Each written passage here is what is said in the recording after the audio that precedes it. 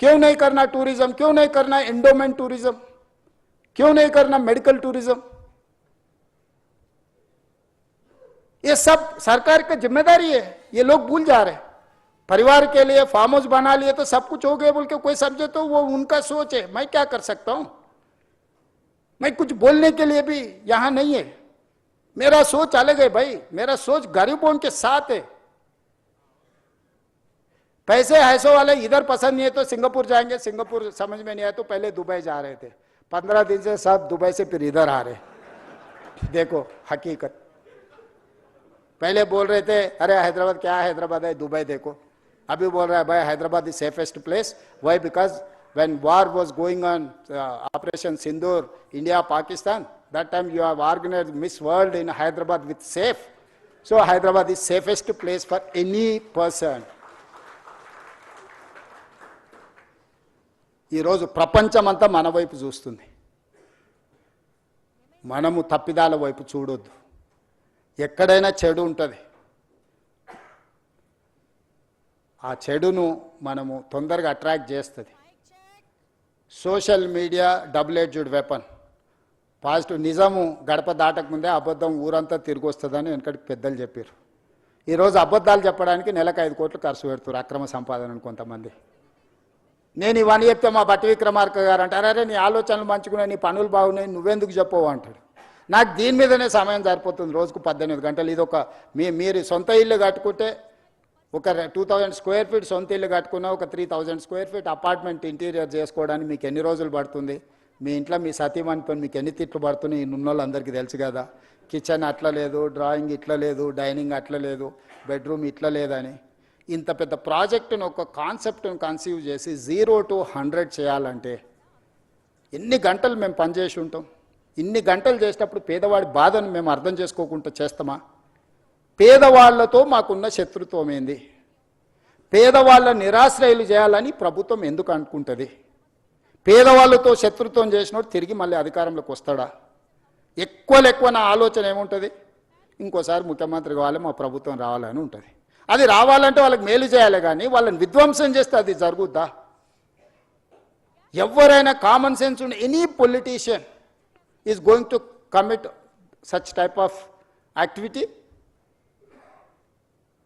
ఇది చేస్తే రేవంత్ రెడ్డికి చరిత్రలో ఒక పేరు వస్తుంది, కాంగ్రెస్ పార్టీకి ఈ ప్రభుత్వానికి మంచి పేరు వస్తుంది.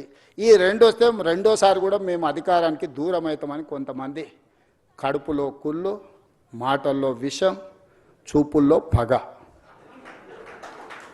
ఈ 3 కాంబినేషన్స్తోని దీన్ని అడ్డుకునే ప్రయత్నం చేస్తున్నారు. ఇక ఇదంతా మీకు అప్పచెప్పిన నా జిమ్మేదారి అయిపోయింది. మీరందరూ దీన్ని కాపాడుకుందామా లేకపోతే కాలానికి వదిలేద్దామా మీరే డిసైడ్ చేయండి.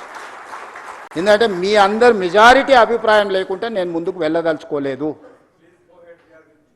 మీరు దీని మీద ఏమేం కావాలో సజెషన్స్ ఇవ్వండి. ఓపెన్గా వెబ్సైట్ ఇచ్చిండ్రు, ఆ వెబ్సైట్ ఒకసారి ఆన్ చేయండి, స్క్రీన్ మీద ప్లే చేయరు. ఆ వెబ్సైట్ ఉంది కదా, ఆ వెబ్సైట్లో musi.telangana.government.in ఎవరు ఏం సలహాలు ఉన్నా, ఎక్స్పర్ట్స్ ఎవరు ఉన్నా కూడా మాకు ఇవ్వండి. మంచిని అన్నిటిని తీసుకుంటాము. సలహాలు మీరు ఎవరు ఇచ్చినా అది అమలు చేస్తే నాకే మంచి పేరు వస్తుంది, మా ప్రభుత్వానికి గుర్తింపు వస్తుంది. తప్పులు జరగకుండా సరిదిద్దే బాధ్యత మీదే. మీకే ఓపెన్ ప్లాట్ఫామ్, ఓపెన్ డయాస్ మీతో షేర్ చేస్తున్నా నేను. ఎవరు డిపిఆర్ లేదు, ఎన్ని వేలు అవుతుందో తెలియదు, ఏం జరుగుతుందో తెలియదు, తెర వెనక ఇది జరిగింది, తెర ముందు అది జరిగింది. ఇక ఈ ఊహాగానాలకు, కాన్స్పిరసీ థియరీస్కి పులి స్టాప్ పెట్టండి దయచేసి. ఇంకా మీరు పెట్టినా కూడా నేను అనేది ఏం లేదు. మనం అందరికీ చెప్తాం బాగుండే మంచి బట్టలు తొడుకోని, లేదు నేను ఇట్లనే ఉంటాను ఎవరన్నా బజార్లో తిరిగిన అనుకో అటు దిక్కు చూడడం మానేస్తాం. ఏం చేస్తాం? అంతకుమించి ఏం మార్గం ఉంది నాకు? మీరు చెప్పండి. చెడు చూడొద్దని ఎప్పుడో చెప్పారు, చెడు వినొద్దని చెప్పారు. మహాత్మా గాంధీ గారే చెప్పినట్టున్నారు కదా మనకు. సో ఖచ్చితంగా చెడు చూడను, చెడు వినను. మంచి ఏది చెప్పినా నేను స్వీకరిస్తా. మీలో ఒకడిని, నేను వేరు మీరు వేరు కాదు, మీలో ఒకడిని, మీతో పాటే ఉంటా.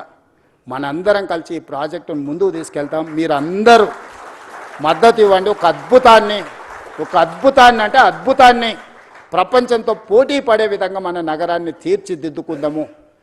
మన చరిత్రను కాలగర్భంలో కలపొద్దు. మన చరిత్రను భవిష్యత్ తరాలకు అద్భుతంగా అందిస్తామని తెలియజేస్తూ ఓపికగా 2.5 గంటలు కూర్చున్న మీ అందరినీ మనస్ఫూర్తిగా మరొకసారి అభినందిస్తూ నల్లగొండ ప్రజల యొక్క బాధను అక్కడికి వెళ్ళి చూస్తే తెలుస్తుంది. ఇక్కడ మీరు కాలుష్యాన్ని మాత్రమే చూస్తున్నారు.